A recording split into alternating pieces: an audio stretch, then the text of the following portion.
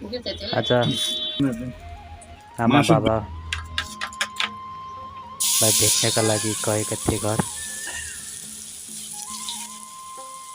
आमाले मलाई सोध्नुभयो, के खान्छस् नानी भनेर। सबै आमा बाबा त्यस्तै त हो, नानीले के खायो के खाएन सोध्नुहुन्छ। र मैले पनि तुरन्त जवाब दिएँ, आमा मलाई सानोमा बनाइदिएको गिले रोटी जस्तै बनाइदिनु न, मलाई खानु मन परिरहेछ भन्दाखेरि आमाले तुरन्तै गिले रोटी बनाइदिनु भयो मलाई। र बाबाले